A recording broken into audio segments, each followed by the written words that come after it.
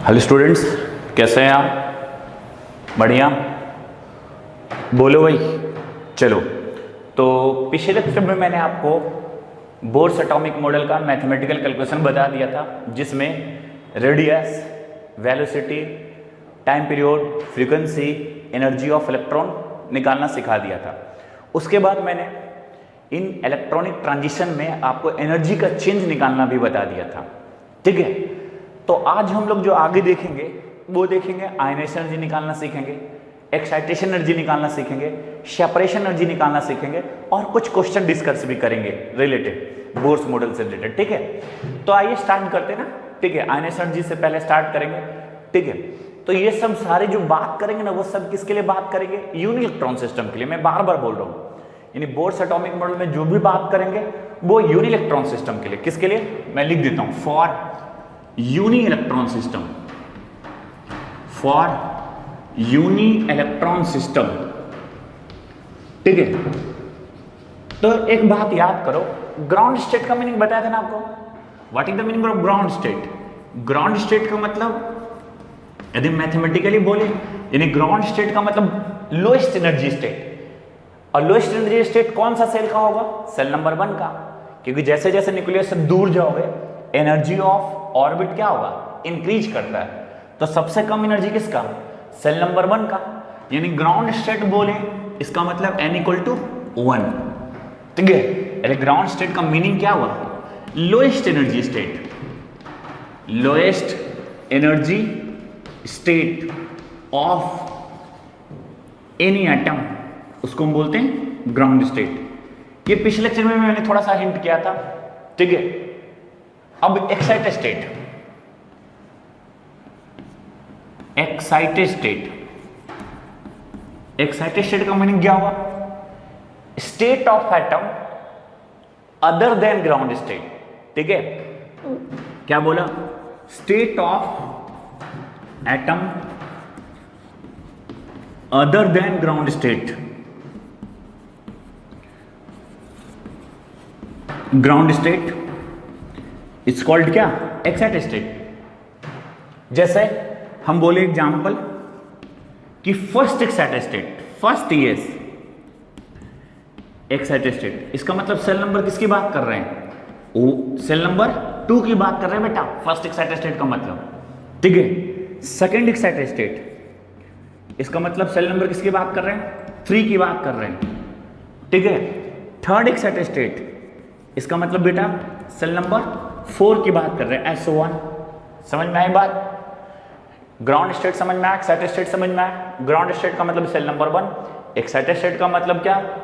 Accept ground state.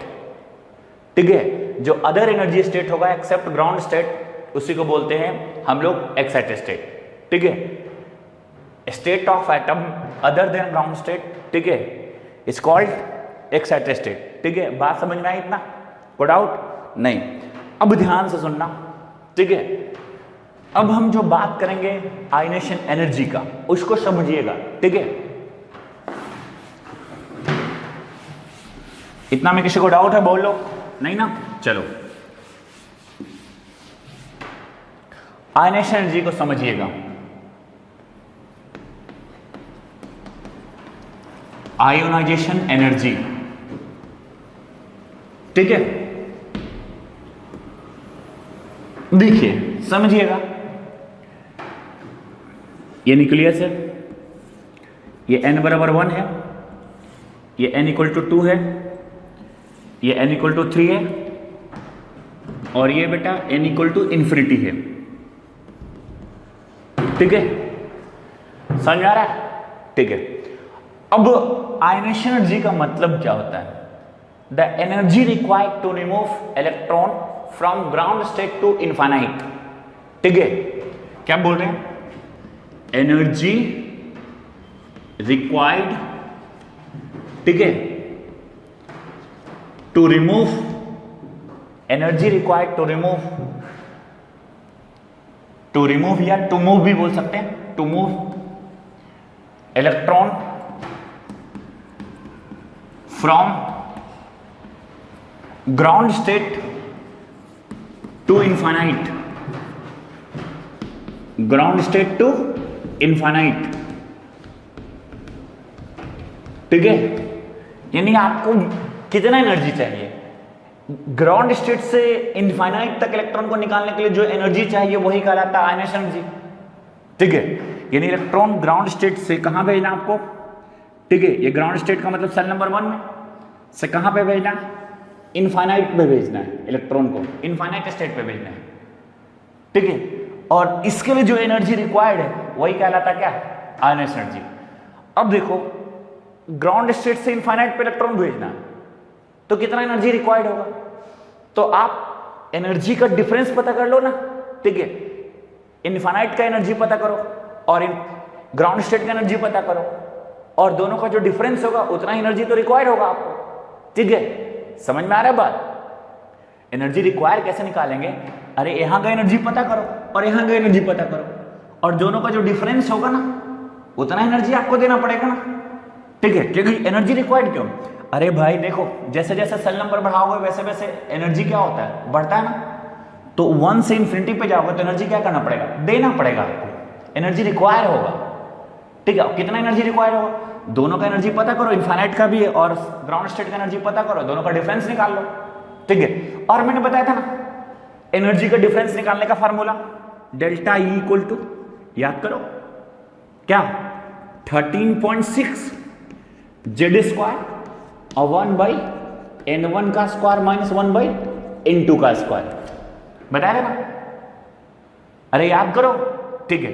और मैंने बोला था n2 हमेशा क्या होगा, बड़ा होगा n1 से, ठीक है। तो देखो देखो समझो समझो, ठीक है। n2 की वैल्यू यहां क्या लेंगे, n2 क्या लेंगे इन्फिनिटी, n1 क्या लेंगे 1 लेंगे, सेल नंबर 1 वैल्यू पुट करिए, ठीक है। वैल्यू पुट करिए ना तो डेल्टा इक्वल टू क्या आ जाएगा, बोलो 13.6 जेड स्क्वायर 1/1 का स्क्वायर और माइनस 1/इन्फिनिटी का स्क्वायर, ठीक है। तो 1/इन्फिनिटी तो 0 हो जाएगा ना, ठीक है। और ये तो 1 हो जाएगा, तो 1 माइनस 0 कितना 1, ठीक है। तो डेल्टा ई की वैल्यू क्या हो गया 13.6 जेड स्क्वायर, और जो इतना ही एनर्जी डिफरेंस आया ना इसका मतलब इतना आपको एनर्जी क्या करना पड़ेगा, देना पड़ेगा, एनर्जी रिक्वायर्ड, ठीक है। और जो एनर्जी रिक्वायर्ड होता है वही क्या कहलाता है, आयनेशन एनर्जी। यानी हम कह सकते हैं ना, ठीक है, कि आयनेशन एनर्जी का क्या फार्मूला हुआ 13.6 इंटू क्या जेड स्क्वायर, देख लो भाई, फिर से मैं बोल रहा हूं समझो, क्या बोले, आपको ग्राउंड स्टेट से इनफाइनाइट पे भेजना है इलेक्ट्रॉन को, और इसमें कितना एनर्जी रिक्वायर्ड है, कितना एनर्जी का जरूरत है, ठीक है। तो आपको पता होना चाहिए यहां का एनर्जी और यहां का एनर्जी, ठीक है, दोनों का जो डिफरेंस आएगा उतना एनर्जी रिक्वायर्ड होगा, और एनर्जी का डिफरेंस निकालने का हम फार्मूला बता दिए ना। यहां भी क्या हो रहा है, इलेक्ट्रॉन का ट्रांजिशन ही हो रहा है ना, 1 से इन्फिनिटी पे जा रहा है, तो इलेक्ट्रॉन का ट्रांजिशन जब होगा तो एनर्जी का डिफरेंस निकालने का फार्मूला हम बता दिए, delta equal to 13.6 Z square 1/n1 का स्क्वायर माइनस 1/n2 का स्क्वायर, और n2 क्या लेना है, हमेशा बड़ा लेना है, ठीक है। तो n2 इन्फिनिटी ले लिए, n1 1 ले लिए, सॉल्व कर दिए, और जितना जो एनर्जी का डिफरेंस आएगा वही क्या होगा, आयनेशन एनर्जी।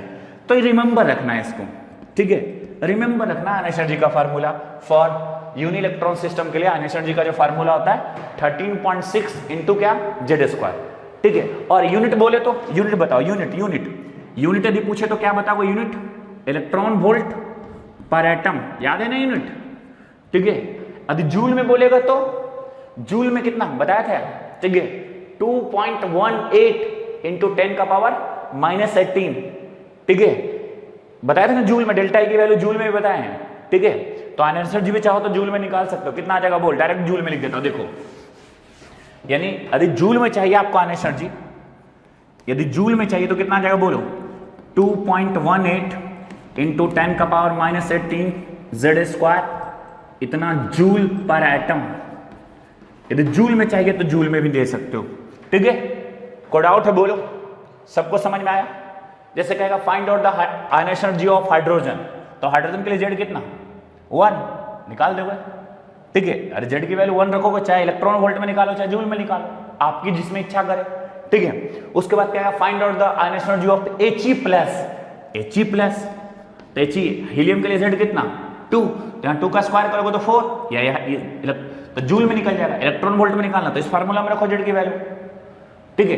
अब ये ध्यान रखना, ये जो फार्मूला सब लगा रहे हैं सब किसके लिए? यूनि इलेक्ट्रॉन सिस्टम के लिए, ठीक है। He+ भी यूनि इलेक्ट्रॉन सिस्टम है ना। अरे हाइड्रोजन का के पास इलेक्ट्रॉन कितना? 2। एक पॉजिटिव चार्जेस का मतलब एक इलेक्ट्रॉन आपने रिमूव कर लिया ना, तो बचा कितना? 1 ही बचा ना। तो He+ भी एक यूनि इलेक्ट्रॉन सिस्टम हो गया ना, ठीक है। आयनिक एनर्जी निकालना सबको समझ में आ गया कि आयनिक एनर्जी का डायरेक्ट रट लेना 13.6 इंटू Z²। अच्छा, अब इसको ऐसे भी लिख सकते हो, देखो देखो देखो भाई, देखो देखो, कहीं कहीं ना ऐसे भी लिखा मिलेगा।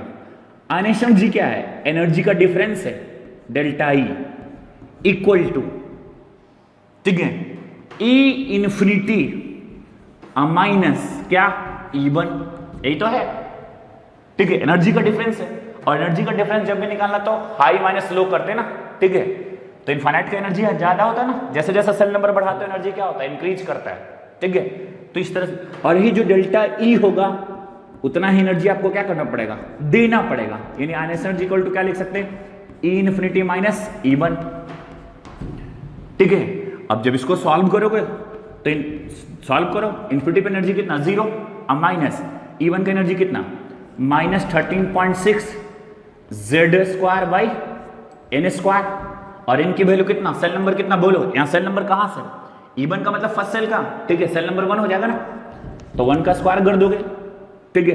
यानी कितना आ जाएगा? आयनिक एनर्जी बराबर कितना आ जाएगा? देखो 13.6 इंटू क्या? Z², देख लो देख लो भाई, ठीक है। समझ में आया? कोड आउट ऐसे भी निकाल सकते हैं, आपकी मर्जी, ठीक है। तो आयनिक एनर्जी सबको क्लियर हुआ, ठीक है। अब जो हम आगे बात करेंगे वो बात करेंगे एक्साइटेशन एनर्जी। क्या बात करेंगे? एक्साइटेशन एनर्जी, ठीक है। इसको नोट कर लीजिए, अच्छा से समझ लीजिए। अब हम जो आगे बात करेंगे बेटा, वो बात करेंगे क्या? Excitation energy. ध्यान दीजिएगा, इंपॉर्टेंट होगा।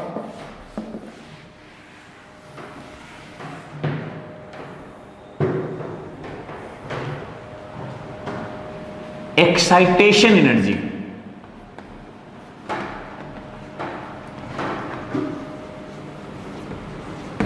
ठीक है।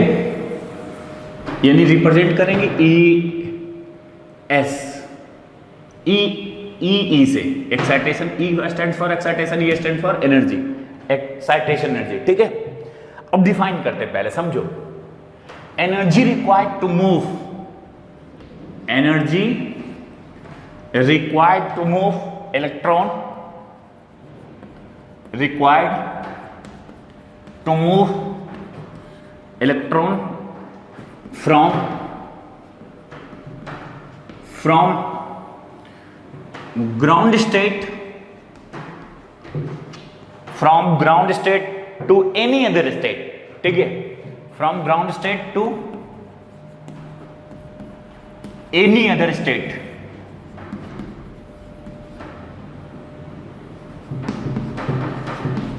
ठीक है। यानी आपको इलेक्ट्रॉन ले जाना कहां से? ग्राउंड स्टेट से किसी भी अदर स्टेट पे, ठीक है। वो कहलाता है क्या? Excitation energy. देखिए फोटो से क्लियर होगा, देखिए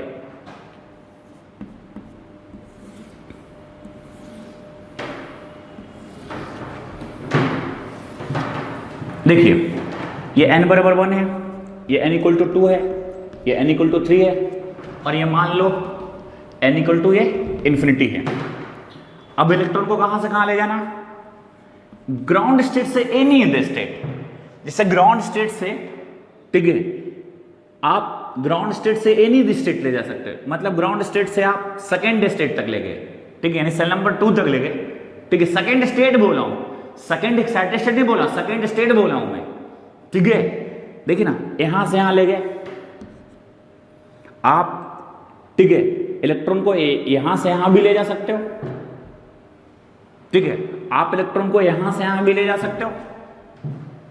ग्राउंड स्टेट से ले जाना है एनी अदर स्टेट तक, ठीक है। यदि ग्राउंड स्टेट से आप, ठीक है, फर्स्ट एक्साइटेड स्टेट n बराबर 2, ठीक है, n बराबर 2 को आप फर्स्ट एक्साइटेड स्टेट बोल सकते हैं, बताया था फर्स्ट एक्साइटेड स्टेट, ठीक है। तो जब ग्राउंड स्टेट से फर्स्ट एक्साइटेड स्टेट तक लाएंगे ना, तो उसको हम बोलते हैं बेटा फर्स्ट एक्साइटेशन एनर्जी। क्या बोलते हैं? First excitation energy, FEE, ground state से फर्स्ट एक्साइटेड स्टेट तक लाए, ग्राउंड स्टेट से सेकंड एक्साइटेड स्टेट तक लाए। सेकंड एक्साइटेड स्टेट का मतलब सेल नंबर 3, ठीक है, तो इसको बोलते हैं सेकंड एक्साइटेशन एनर्जी, ठीक है। ग्राउंड स्टेट से, ठीक है, ग्राउंड स्टेट से थर्ड एक्साइटेड स्टेट तक ले जाएंगे। उसी तरह से जैसे ग्राउंड स्टेट से फर्स्ट एक्साइटेड स्टेट तक लाए तो कहलाया first excitation energy, ground state से सेकंड एक्साइटेड स्टेट तक लाए, सेकंड एक्साइटेड स्टेट तक लाना मतलब क्या, सेल नंबर 3 तक लाना। ये कंफ्यूजन मत रखना, ग्राउंड स्टेट से सेकंड एक्साइटेड स्टेट तक गए, इसका मतलब सेल नंबर 3 तक गया, ठीक है, तो उसको कहलाता है सेकंड एक्साइटेशन एनर्जी। वैसे ग्राउंड स्टेट से ध्यान दीजिए, ठीक है, जैसे ग्राउंड स्टेट से मान लीजिए आप यहां एक सेल और आगे बना देते हैं, देखो मान लो n बराबर 4 है, तो ग्राउंड स्टेट से अब आप, ठीक है, थर्ड एक्साइटेड स्टेट तक गए, ठीक है, थर्ड एक्साइटेड स्टेट का मतलब n इक्वल टू 4, ठीक है, तो इसको बोलेंगे थर्ड एक्साइटेशन एनर्जी, ठीक है। यदि ग्राउंड स्टेट से फर्स्ट एक्साइटेड स्टेट तक गए तो कहलाएगा first excitation energy, ground state से सेकंड एक्साइटेड स्टेट तक गए तो second excitation energy, ground state से थर्ड एक्साइटेड स्टेट तक गए तो कहलाएगा थर्ड एक्साइटेशन एनर्जी, ठीक है। अब यहां देखना, यहां ग्राउंड स्टेट से इंफिनिटी पे मत जाना, यदि ग्राउंड स्टेट से इंफिनिटी पे चल जाओगे तो फिर तो कहलाएगा आयनेशन पोटेंशियल, आयनेशन एनर्जी कहलाएगा। यहां ग्राउंड स्टेट से इंफिनिटी पे मत जाना, इंफिनिटी को छोड़ के आप किसी भी जा सकते हो, ग्राउंड स्टेट से किसी भी स्टेट पे जा सकते हो, ठीक है। यदि ग्राउंड स्टेट से इंफिनिटी पे चले जाओगे तो फिर तो वो कहलाएगा क्या, ग्राउंड स्टेट से इंफिनिटी पे चले जाओगे तो वो क्या कहलाएगा, आयनेशन एनर्जी कहलाएगा ना, ठीक है। तो ग्राउंड स्टेट से आप किसी भी अदर स्टेट पे जाना एक्सेप्ट इंफिनिटी को छोड़ के, यदि ग्राउंड स्टेट से इंफिनिटी पे चले जाओगे तो फिर वो कहलाएगा आयनेशन एनर्जी कहलाने लगेगा ना, ठीक है। अब देखो, अब हमें निकालना है एक्साइटेशन एनर्जी की वैल्यू निकालना है, कैसे निकालेंगे। अब मान लें ग्राउंड स्टेट से आपको फर्स्ट एक्साइटेड स्टेट पे जाना है तो कितना एनर्जी देना पड़ेगा, ठीक है, तो यहां का एनर्जी पता करो और यहां का एनर्जी पता करो और दोनों का डिफरेंस निकाल लो, उतना एनर्जी आपको देना पड़ेगा, ठीक है। तो एनर्जी का डिफरेंस निकालने का फॉर्मूला पता है ना, कैसे, डेल्टा ई इक्वल टू बोलो, ठीक है, 13.6 जेड स्क्वायर और 1/n1 का स्क्वायर माइनस 1/n2 का स्क्वायर, ठीक है। और यही जो एनर्जी का डिफरेंस होगा वही तो कहलाएगा एक्साइटेशन एनर्जी, ई, ठीक है। तो डायरेक्ट लिखते हैं एक्साइटेशन। अब देखो, अब कौन सा एक्साइटेशन एनर्जी निकालना, वो तो आपके ऊपर डिपेंड कर रहा है ना, कि फर्स्ट निकालने बोल रहा है कि सेकंड निकालने बोल रहा है कि थर्ड एक्साइटेशन एनर्जी निकालने बोल रहा है, वो तो आपके ऊपर डिपेंड करेगा कौन सा एक्साइटेशन एनर्जी कौन सा निकालने बोल रहा है आपको, ठीक है। अब देखो, अब n1 हमेशा क्या होगा, ठीक है, एक्साइटेशन एनर्जी के फार्मूला में n1 हमेशा क्या होगा, n1 हमेशा क्या होगा, 1 होगा, और n2 की वैल्यू 2 भी हो सकता है, 3 भी हो सकता है, 4 भी हो सकता है, 5 भी हो सकता है, 6 भी हो सकता है, ठीक है। अरे भाई कौन, वो तो क्वेश्चन के ऊपर डिपेंड करेगा कि n2 की वैल्यू क्या होगा, ठीक है। यदि फर्स्ट एक्साइटेशन एनर्जी निकालने बोलेगा तो n2 की वैल्यू 2 लेंगे, सेकंड एक्साइटेशन एनर्जी निकालने बोलेगा तो n2 की वैल्यू 3 लेंगे, लेकिन n1 तो फिक्स्ड होगा ना, n1 में कोई चेंज नहीं आएगा, n1 तो आपको ग्राउंड स्टेट से ही जाना किसी भी अदर स्टेट पे, तो n1 तो फिक्स्ड हो। और ये मैं बता चुका हूं, डेल्टा ई वाला फार्मूला में हमेशा n1 छोटा रखते हैं, ये बार बार मैं बोल रहा हूं, और n2 की वैल्यू हमेशा बड़ा रखते हैं। तो जैसे फर्स्ट एक्साइटेशन एनर्जी निकालना है तो n2 की वैल्यू 2, सेकंड एक्साइटेशन एनर्जी निकालना है तो n2 की वैल्यू 3, थर्ड एक्साइटेशन एनर्जी निकालना है तो n2 की वैल्यू 4। को डाउट बोलो भाई, तो आप एक्साइटेशन एनर्जी भी फाइंड आउट कर सकते हो, ठीक है। को डाउट, जैसे मैंने क्वेश्चन दिया आपको, ठीक है, फाइंड आउट द, जैसे चलो यहीं पे एक सवाल कर देता हूं, ठीक है, मैंने क्वेश्चन दिया find out the first excitation energy for Li2+, ठीक है। क्वेश्चन क्या क्वेश्चन क्या है देख लो, एक छोटा सा क्वेश्चन यहीं पे कर देते हैं, find out first excitation energy, Fe का मतलब first excitation energy for Li2+, ठीक है। देखो सॉल्व कर रहा हूं, ठीक है। डेल्टा ई इक्वल टू क्या होगा, फार्मूला 13.6 जेड स्क्वायर और 1/n1 का स्क्वायर माइनस 1/n2 का स्क्वायर। अरे जो एनर्जी का डिफरेंस होगा वही तो एक्साइटेशन एनर्जी होगा, ठीक है, उतना एनर्जी तो आपको देना पड़ेगा, ठीक है। 13.6 हीलियम कौन सा आइटम है, लिथियम है ना, लिथियम के लिए Z कितना 3 ना, 3 का स्क्वायर, ठीक है, n1 एक्साइटेशन में स्टार्ट कहां से करना है, ग्राउंड स्टेट से जाना है, ठीक है। तो N1 की वैल्यू क्या लेना है, 1, और कहां भी जाना, फर्स्ट एक्साइटेशन एनर्जी निकालना है, यानी ग्राउंड स्टेट से कहां जाना है, फर्स्ट एक्साइटेड स्टेट तक जाना है। फर्स्ट एक्साइटेशन एनर्जी का मतलब क्या, ग्राउंड स्टेट से फर्स्ट एक्साइटेशन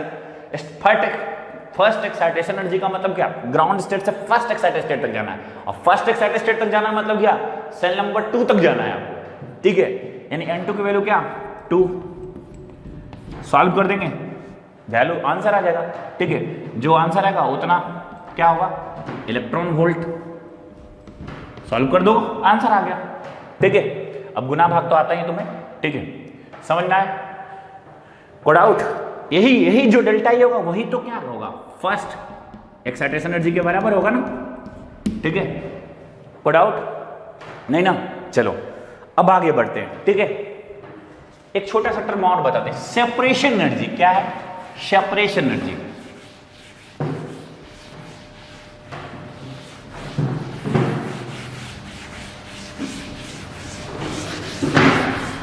सेपरेशन एनर्जी छोटा सा टॉपिक है, देख लीजिए। सेपरेशन एनर्जी, सेपरेशन एनर्जी क्या बोलेंगे बेटा, energy required to move electron from any excited state to infinity, ठीक है। टू मूव इलेक्ट्रॉन फ्रॉम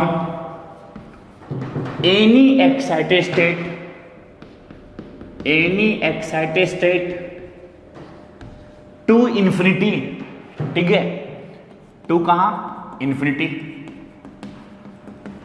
ठीक है। देखो भाई, न्यूक्लियस है, 1 है सेल नंबर, 2 है, ये 3 है, ये 4 है, डॉट डॉट डॉट, ये इंफिनिटी है।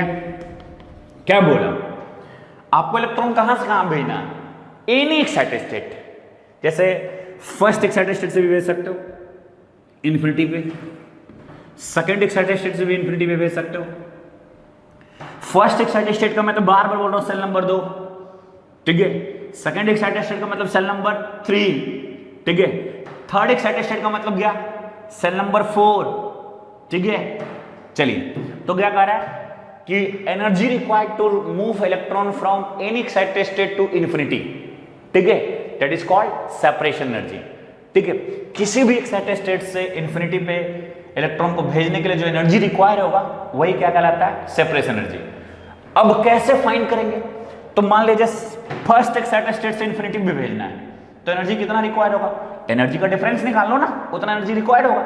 यहाँ का एनर्जी और यहाँ की एनर्जी तो तुम्हें पता है, उसका डिफरेंस निकाल लो, ठीक है। और एनर्जी का डिफरेंस निकालने का तरीका मालूम है ना, डेल्टा ई इक्वल टू क्या, 13.6 जेड स्क्वायर और 1 बाई बोलो N1 का स्क्वायर और -1 बाई N2 का स्क्वायर, ठीक है। अब N1 क्या होगा, N1 तो हमेशा छोटा होता है, तो N1 2 हो सकता है, 3 हो सकता है, 4 हो सकता है, कुछ भी हो सकता है, ठीक है। उसके 4 5 6 7 कुछ भी हो सकता है। और N2 क्या होगा, ठीक है, N2 क्या होगा, इन्फिनिटी। N2 तो हमेशा बड़ा होता है ना, ठीक है, तो N2 हमेशा क्या होगा, इन्फिनिटी होगा। किसी भी एक्साइटेड स्टेट से आपको इन्फिनिटी पे भेजना है, वही क्या कहलाता है, सेपरेशन एनर्जी। तो यही समझ में आया, कोड आउट। चलिए, अब मैं कुछ क्वेश्चन करता हूं, ठीक है। देखिए, अब मैं कुछ प्रश्न करूंगा, तो ये तीनों टर्म आपको अच्छे से क्लियर मैंने कर दिया, ठीक है। यदि आपको कोई डाउट रहा होगा तो आप व्हाट्सएप कर सकते हैं, ठीक है, आपको पता ही है व्हाट्सएप नंबर मेरा, ठीक है। अब एक क्वेश्चन लेते हैं छोटा सा। आपके पास E इक्वल टू एक फार्मूला था क्या, -13.6 Z square by N square, formula था ना। हमें ग्राफ प्लॉट करना है E वर्सेस जेड का, ठीक है। अब एनर्जी तो निगेटिव है, तो निगेटिव वाई एक्सिस भी बनाना पड़ेगा, ठीक है। ध्यान दो, E वर्सेस जेड का ग्राफ प्लॉट करना, कीपिंग एन कांस्टेंट। मैं बहुत बार में बोलता हूं, एक्स एक्सिस पे क्या रखे हो, जेड को, वाई एक्सिस पे क्या रखो, ई को। तो एन जो दिख रहा है उसको क्या मान लेना, कांस्टेंट मान लेना। मैं बार बार बोला हूं आपको, ठीक है। ग्राफ जो खींचना है, ठीक है, ई वर्सेस जेड का, कीपिंग क्या, ठीक है, कीपिंग एन कांस्टेंट, एन को कांस्टेंट मानता हुआ, ठीक है। अब देखो कैसा ग्राफ होगा, ठीक है, समझो थोड़ा। y इक्वल टू क्या, देखो ध्यान दो, y इक्वल टू, अच्छा क्वेश्चन, ये सब अच्छा क्वेश्चन है, ध्यान रखिएगा, ठीक है। मैं पहले क्वेश्चन लिखता हूं, e equal to -13.6 n square, इनको तो कांस्टेंट मानता हूं ग्राफ खींचना, वेरिएबल क्या मेरा है, e और z वेरिएबल है, इंटू जेड स्क्वायर। अब इसको बाई एक्सिस पे रखो, इसको -k मान लो, ठीक है, और z को एक्स एक्सिस पे रखो तो kx²। कुछ याद आया, इक्वेशन ऑफ किसका ये आ गया, पैराबोला, याद आया ना, इक्वेशन ऑफ पैराबोला। अब इसका ग्राफ कैसा होगा आपको पता है ना, ठीक है, इस तरह का ग्राफ होगा, ठीक है, इस तरह का ग्राफ होगा बेटा, इस तरह का ग्राफ होगा, आपको पता है ना। थोड़ा अच्छे से बना दूं मैं, इस तरह ग्राफ होगा, ठीक है। अब देखो z, ठीक है, z तो कभी नेगेटिव होता नहीं, तो इधर वाला लाइन मिटा लो। अरे z तो कभी नेगेटिव होगा नहीं ना, ठीक है, तो इधर वाला लाइन मिटा लो। ये कर्व हो गया, देख लो, देख लो बेटा, समझ में आया, ठीक है। अरे y equal to -kx², graph बता चुके हैं पैराबोला का, ठीक है, सारा कुछ बता चुके हैं, ठीक है। इधर वाला ग्राफ क्यों मिटा दिया, क्योंकि z कभी नेगेटिव नहीं होता है। अरे एटॉमिक नंबर कभी नेगेटिव होता है, नहीं होता ना, तो इधर ग्राफ मिटा लिया हमने, ठीक है। चलो नेक्स्ट ग्राफ क्या है मेरा, आपसे पूछा जा रहा है क्या, ई वर्सेस जेड स्क्वायर का कर्व पूछा रहा है। नेक्स्ट ये हो गया ना, नोट कर लो इसको जल्दी से, ठीक है। नेक्स्ट ग्राफ मेरा क्या पूछा जा रहा है, ई वर्सेस जेड स्क्वायर का, ठीक है। नेक्स्ट ग्राफ मेरा है क्या, इसी क्वेश्चन में ई वर्सेस जेड स्क्वायर का, देख लो भाई, अच्छा से देख लो। नेक्स्ट ग्राफ मेरा क्या है, ई वर्सेस जेड स्क्वायर का, ठीक है। चलो keeping N equal to constant, N को कांस्टेंट मानता हुआ, मेरा वेरिएबल क्या है, ई और जेड, ठीक है। अब ध्यान दो, ई इक्वल टू क्या है, -13.6 Z square by N square, ठीक है। अब इसको कांस्टेंट मानना है बेटा, ठीक है। ये वाई एक्सिस पे ये स्लोप हो गया, ठीक है, मान लो m, और ये जेड स्क्वायर के बदले क्या लिख रहे हैं, x, y बराबर -mx हो गया ना, देख लो भाई, ठीक है। अरे भाई e बाई एक्सिस पे ना, और जेड स्क्वायर एक्सिस पे, और x का कोएफिशिएंट इसको स्लोप मान लो ना, y बराबर x, स्ट्रेट लाइन ऑरिजिन से पास करेगा, स्लोप कैसा है, निगेटिव, ठीक है, स्लोप क्या है, निगेटिव, तो लाइन कुछ ऐसा होगा, ठीक है, देख लो भाई। अरे निगेटिव स्लोप का मान क्या, थीटा का मान 90 से बड़ा होगा ना, तो देखिए थीटा का मान 90 से बढ़ा लिए ना, ठीक है। अब ध्यान दो, समझो समझो समझो समझो, ध्यान दो, ठीक है। अब एक बात समझो, इंपॉर्टेंट है, ठीक है। क्या मेरा कभी जेड स्क्वायर कभी निगेटिव होगा, नहीं होगा ना, तो इधर लाइन को मिटा लेते हैं, देख लो भाई, इधर को मिटा लेते हैं, ठीक है।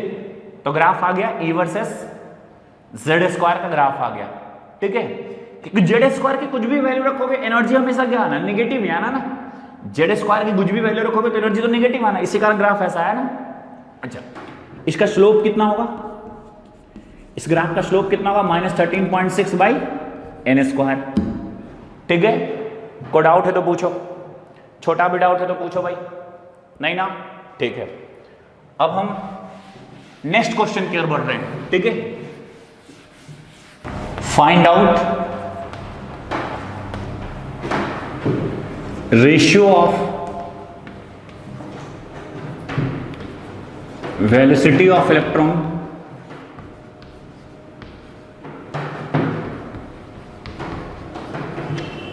Find out the ratio of velocity of electron present in third orbit of He+2, fourth orbit of Li2+, ठीक है। चलिए सॉल्व कर रहे हैं। हमें वेलोसिटी का फॉर्मूला पता है ना, कितना 2.18 × 10⁶ Z/n इतना मीटर पर सेकेंड, ठीक है। लगा दो फॉर्मूला, V1/V2 इक्वल टू क्या, Z1/N1 डिवाइड बाई क्या, Z2/N2। तो Z1/N1 N2 पर चल जाएगा, N2/Z2, ठीक है। अब देखो पहले क्या है, हीलियम है, ठीक है। तो हीलियम के लिए Z1 कितना, हीलियम के लिए Z कितना बताओ, हीलियम का एटॉमिक नंबर 2। अच्छा, N1 कितना, हीलियम के लिए सेल नंबर कितना, थर्ड, 2/3 N2। देखो N2 4 है ना, लिथियम के लिए 4 है ना सेल नंबर, ठीक है। अच्छा, लिथियम के लिए एटॉमिक नंबर कितना, 3, तो कितना आ गया ना, 8/9। देख लो भाई, कोड आउट है, देख लो। अरे हीलियम के लिए एटॉमिक नंबर कितना, Z1 है, तो हीलियम के लिए एटॉमिक नंबर कितना, 2, और सेल नंबर कितना है, थर्ड है ना, तो इनकी वैल्यू 3 लिखे, इनटू N2 सेल नंबर कितना है बोलो 4, और लिथियम के लिए Z कितना 3, रख दिए, सॉल्व कर दिए, 8/9 आ गया, ठीक है। चलिए next problem, find out kinetic energy, potential energy और total energy of electron present in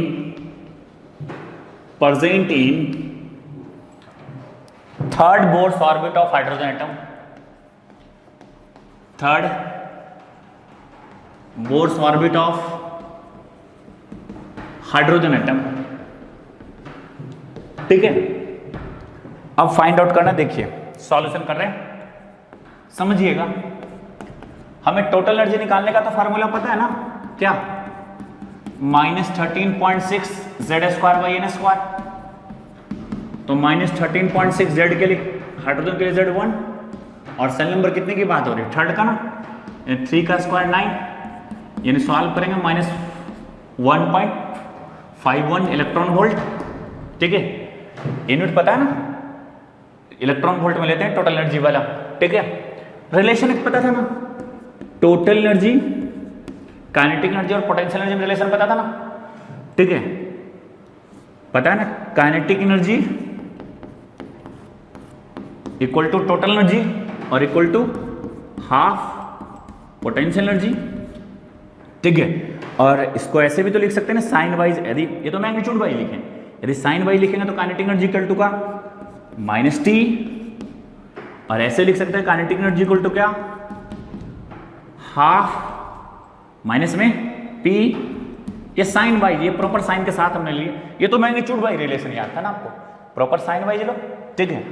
total energy पता है ना कितना, -1.51 इलेक्ट्रॉन वोल्ट, तो काइनेटिक एनर्जी आ गया 1.51 इलेक्ट्रॉन वोल्ट, ठीक है। अब यहां देखो काइनेटिक एनर्जी पता है ना कितना, यहां से पहले लिख लो ना, P इक्वल टू क्या हो जाएगा, ठीक है, -2K, ठीक है, -2, काइनेटिक एनर्जी कितना पता है बोलो, 1.51 इलेक्ट्रॉन वोल्ट। देख लो आगे पोटेंशियल एनर्जी भी, ठीक है, इसमें कोई डाउट नहीं होना चाहिए, ठीक है। चलो समझ में आया, कोई डाउट है तो पूछो भैया, कोई डाउट है छोटा भी तो पूछो, ठीक है। इसी तरह से बहुत सारे क्वेश्चन आपको मिलेंगे, ठीक है। जैसे एक क्वेश्चन और ले लेता हूं, चलो एक क्वेश्चन और लेता हूं छोटा सा, ठीक है, एक क्वेश्चन और लेते हैं next. Find out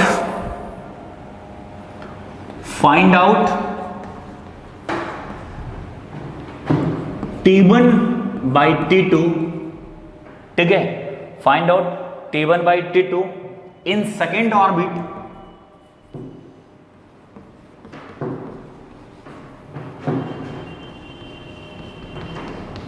of hydrogen and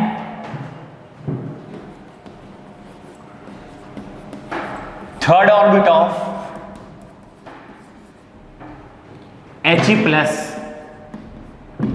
ठीक है, ये आपको फाइंड आउट करना है, मतलब टाइम पीरियड का रेशियो निकालना ना, किसके के लिए, इलेक्ट्रॉन प्रेजेंट है किसमें, सेकेंड ऑर्बिट ऑफ हाइड्रोजन में, ठीक है, एंड थर्ड ऑर्बिट ऑफ क्या, He प्लस में, ठीक है। इस दोनों इलेक्ट्रॉन के लिए हमें टाइम पीरियड का रेशियो निकालना है। चलिए निकालते हैं। देखो बच्चों, टाइम पीरियड का फॉर्मूला आपको मालूम है ना, क्या मालूम है बोलो, 5.12 इंटू 10 का पावर -16, फार्मूला मालूम है ना, into Z into N cube अवाई जेड स्क्वायर, फार्मूला पता है, ठीक है। तो टाइम पीरियड का रेशियो निकालना ना, T1 बाई T2, तो क्या हो जाएगा, N1 का क्यूब बाई Z1 का स्क्वायर N2 का क्यूब अवाई Z2 का स्क्वायर, ठीक है। तो यहां से क्या हो जाएगा, N1, ठीक है, का क्यूब बाई Z1 का स्क्वायर, ऊपर में चला जाएगा क्या, Z2 का स्क्वायर और N2 का क्यूब, तो क्या हो जाएगा, N1 बाई N2 का क्यूब लिख सकते हो ना, और इंटू क्या, Z2 बाई Z1 का स्क्वायर। अब वैल्यू रखो, पहले क्या है, हाइड्रोजन है ना, कौन सा, हाइड्रोजन के लिए Z पता है ना 1, और किस सेल की बात हो रही है, सेकंड के लिए, यानी N1 की वैल्यू 2 है, ठीक है, N2 की वैल्यू कितना है, 3 है, तो 2/3 का क्यूब।